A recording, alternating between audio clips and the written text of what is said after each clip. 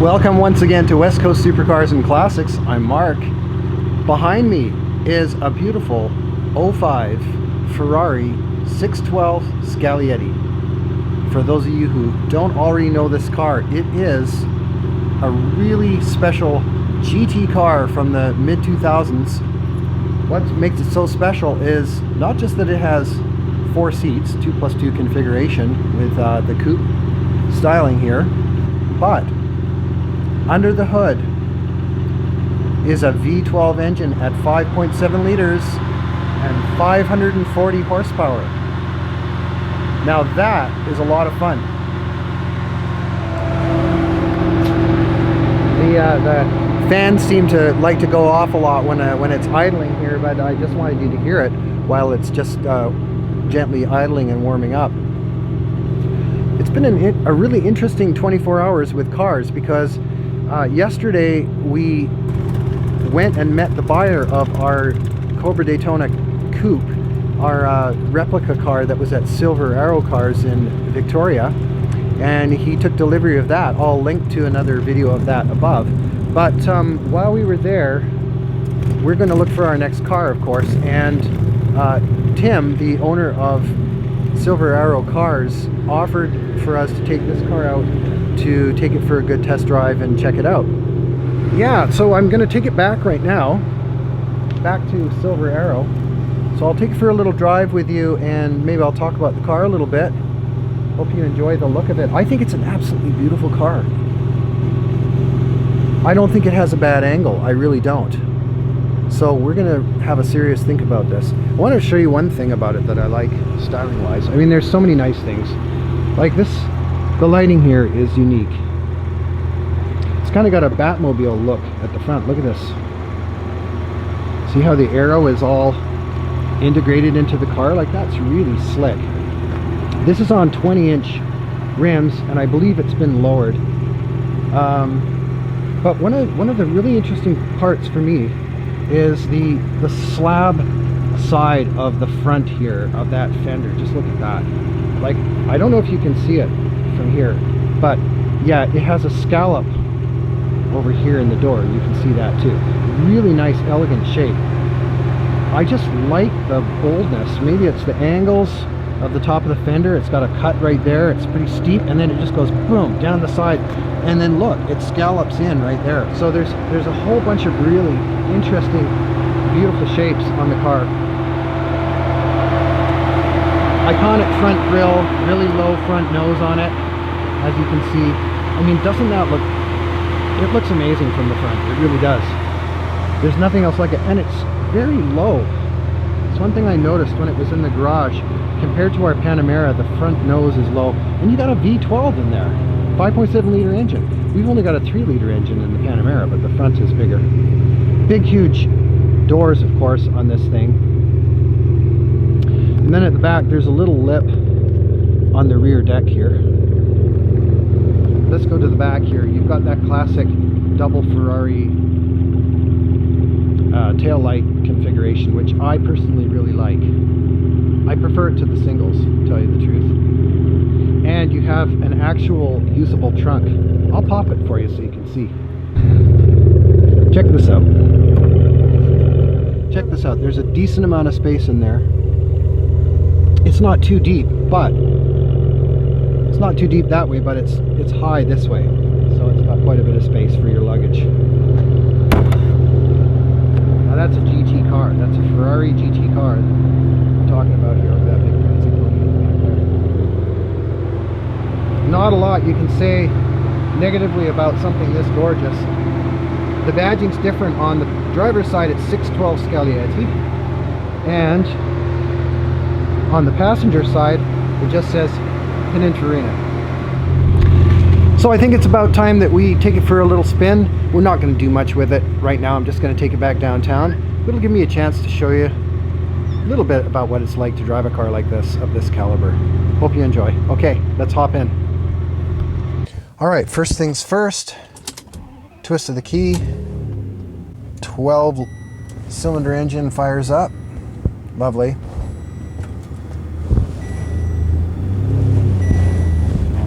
I'll be honest with you, I think the best features of this car are the engine and probably the engine, I would say. Also the engine. Yeah, those three things. Probably the best features of the car. It's a long car. It's got a fairly long wheelbase. But you know, it's comfortable inside. I'm going to show you the different drive modes. First of all, you have an auto switch and you have a sport switch. So those are the basic controls. So I'm going to go out of sport and just into the regular drive mode here. So we're driving it like an automatic. It's got a single clutch, hydraulically operated system here, which is their F1 system. We'll talk about that a little bit later. So for just tooling around town, the automatic is actually my favorite, quite frankly, because you don't have to keep remembering to shift.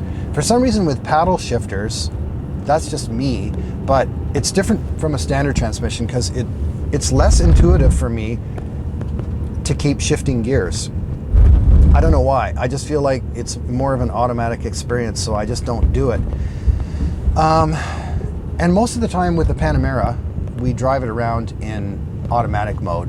It has an 8-speed automatic on the Porsche, not a PDK in that model because it's a 2014. But when I'm going to get into more spirited driving, I put it to Sport Plus, and then I bang the lever over into manual mode, and off I go. I'm in manual shifting, and that's all good. And one nice thing about these semi-automatic type boxes is that you can't mismatch revs with the engine because the computer's already doing that for you. This is a nice, did you hear that exhaust burble? I gotta open up the window so you can hear that. See if you can hear it. I'm not revving it at all, it just does that. Here we go, so lift off. Burble. So you see, while it is probably sucking back enormous amounts of gas just tooling around town, it's making some neat sounds, so you're getting something for your money. So think of it that way. It's a win-win.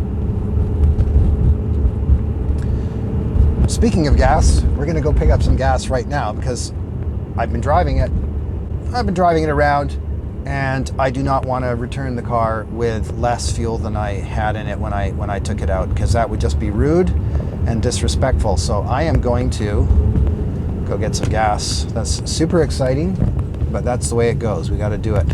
And I don't even know which side the filler's on in this car. I've forgotten now. All right, now I've dispensed with the chore of putting fuel in the car. I'm gonna resume with the chore of driving a V12 Ferrari. Tough life. The instrument cluster is very useful. You got of course, you've got a big tack right in front of you. As far as I know, this is about a 7,500 RPM red line on this engine. It has a lot of torque, has a lot of pull early on. We are in automatic mode still, and I'm using a pretty light throttle. The throttle response is very, very good in this car. Steering's pretty light. Fair amount of road noise with your Pirelli P0s. It's got some huge gummies on the back.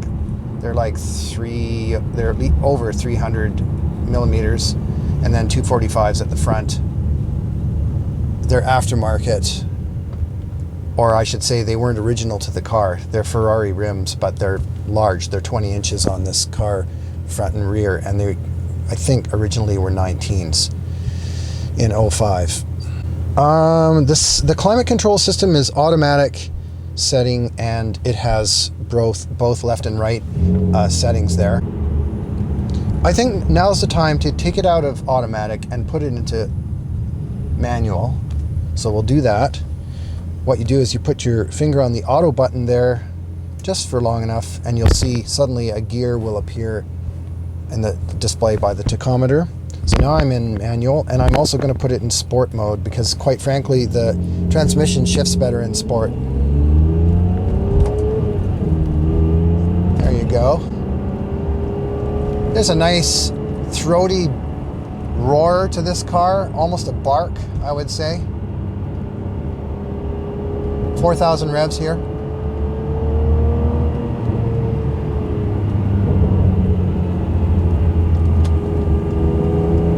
It's a beautiful sounding engine, and honestly, it's the first 12-cylinder I've driven. I love it. It's fantastic. As I say, best part of the car. The looks are also fantastic. All right, we got the big yellow propane truck sitting there in front of us. Now he's gone. So we're gonna head into the Renegade lane here.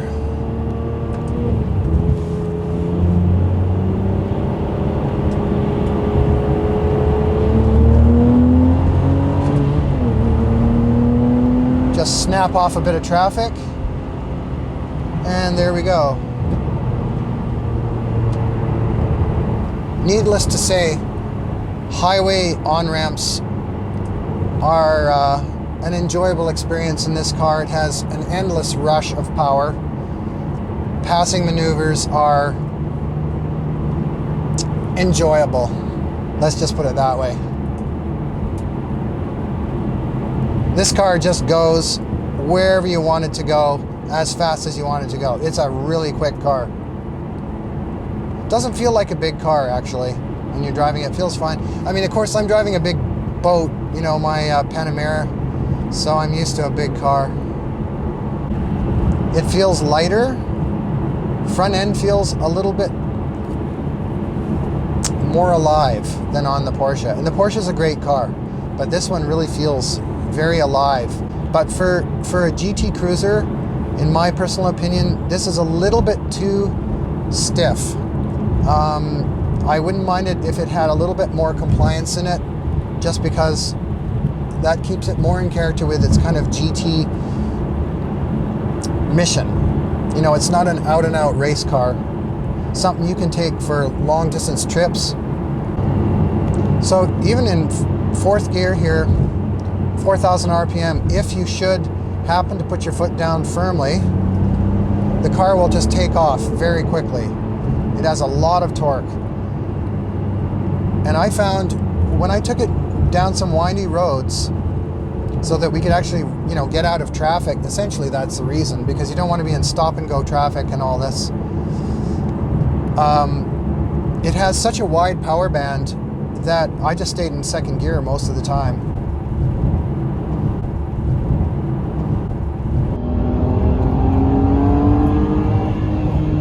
It's got such a nice wide power band, you can stay in one gear. It's crazy with the gearing that it's got. Like literally, I don't really have to shift.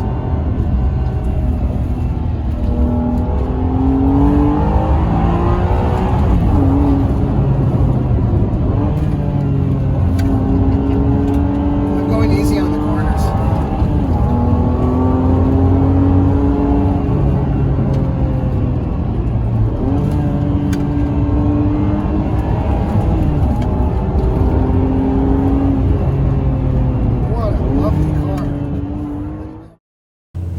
Getting back to the dashboard layout, you've got your speedometer on the right. Those are two analog gauges, and then on the left you've got an LCD screen which has a bunch of readouts. But you've got your oil pressure, your water temperature, and your oil temperature sitting right in front of you. So that's very handy. And it also does have an extra digital speed reading as well on it, speedometer reading on it, which is kind of nice. So you see the car is shifting for me. I'm in automatic mode. It's just fine. Honestly, as I said, I kind of prefer that. It's just less hassle for around town driving. And this engine has so much power, you don't really need to rev it up. So the computer does a good job of just making it a smooth experience for you, so you feel like you're kind of more in that GT luxury cruise mode, you know? And you don't have to be like wired into the car all the time. as you can see from the interior shots, it's very elegant, beautiful leather, lots of really interesting complex stitching, and some nice kind of brushed metal surfaces here and there. The interior seems to have held up quite well overall. And of course, the exterior looks are beyond reproach. You know, as I was telling Joel, and he's the sales manager at Silver Arrow, I wrote him a text because he was asking me what I thought about it. And no, I really do. I give it a 10 out of 10 for looks. I give the engine a 10 out of 10. And the F1 gearbox is a question mark for me. I'm not sure what I think of it yet. I think for around town driving, it's fine. And for more casual driving, it's fine. What I found was when you were under power using the sport mode and in the manual mode, it's a little slow to change gears as you're going to your higher gear. The downshift is better, it's faster, but even in sport mode, which is the fastest setting, I found it to be a little slow. And also when you're in the throttle, you've got this magnificent engine going, and then you have this lag as it changes gears, and it actually shuts the power down. So you get this kind of rush of acceleration, and you get a kind of a lurch as it kind of backs off and shifts gears. And then you're back on it again. And all this happening when you've just got your hands on the wheel and you've got your foot steady on the throttle. So you got a certain throttle setting you're on, and you just change gears. It actually powers down during that gear change. So I found that to be disruptive to the driving process. So I have mixed feelings about that side of it. But it also depends how you want to use this car. Like, it just does have a tremendous amount of power. So on balance, is that going to be important enough for you for those times when you really want to get full on it? I can't really answer that because I haven't had the car long enough to determine that. So those are really the small negatives that I have to say about it.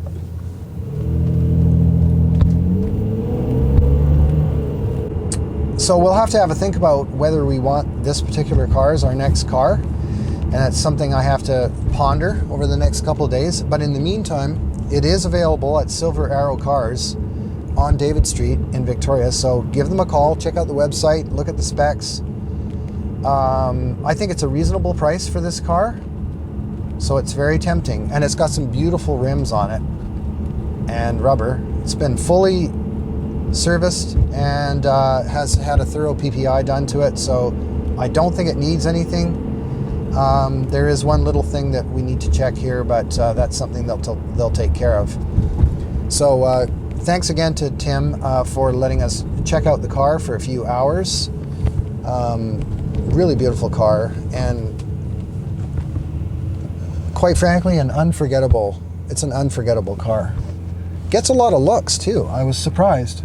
I had people coming up and walking up to the car in the parking lot at a store I was at yesterday. Really catches their attention. I think one of the reasons is because it's a fairly rare car. And that's not even talking about the 12-cylinder aspect of it, which makes it even more rare and special. Because you got to ask yourself, how many more years are you going to be able to get normally aspirated 12-cylinder engines for? And it could be not many. It's hard to tell.